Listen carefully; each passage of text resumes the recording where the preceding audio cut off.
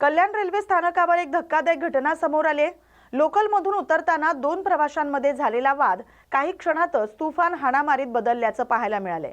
या दोघांमधील भांडण सोडवण्यासाठी एक दिव्यांग व्यक्ती मध्यस्थी करण्यासाठी पुढे आला, मात्र परिस्थिती इतकी बिघडली की त्या दिव्यांग व्यक्तीलाही धक्काबुक्कीचा सामना करावा लागला।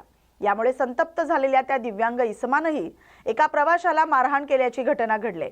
या संपूर्ण प्रकरणाचा व्हिडिओ सोशल मीडियावर मोठ्या प्रमाणात व्हायरल झालाय। रेल्वे स्थानकावरील प्रवाशांच्या सुरक्षेचा प्रश्न आता पुन्हा एकदा ऐरणीवर आलाय। दरम्यान या घटनेबाबत अधिक तपास सुरू आहे। संबंधितांवर कारवाई होणार का, याकडे सर्वांचं लक्ष लागलंय। लातूर जिल्ह्यातून बुलढाणा जिल्ह्यातील संतनगरी सैलानी इथं दर्शनासाठी निघालेल्या भाविकांचं वाहन मेहकर जवळ पलटी होऊन अपघात घडलाय। या अपघातात 2 भाविकांचा जागीच मृत्यू झालाय, तर 16 जण जखमी झाल्याची घटना सकाळच्या सुमारास घडली। घटनेची माहिती मिळताच नागरिकांच्या मदतीनं जखमींना मेहकरच्या ग्रामीण रुग्णालयात हलवण्यात आलं। त्या ठिकाणी प्राथमिक उपचारानंतर गंभीर जखमी असलेल्या रुग्णांना छत्रपती संभाजीनगर इथं हलवण्यात आलंय। ही माहिती वैद्यकीय अधिकाऱ्यांनी दिली आहे।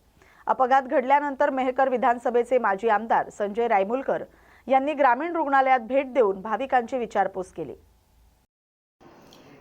आज दिनांक 29 मार्च सकाळी जवळपास 7च्या दरम्यान मेहकर येथील ग्रामीण रुग्णालयामध्ये जवळपास 16 पेशंट ॲक्सिडेंटचे भरती झालेले आहे। ते राहणार अहमदनगर, जिल्हा लातूर इथले आहेत आणि सैलानीला जात असताना हा अपघात झाला।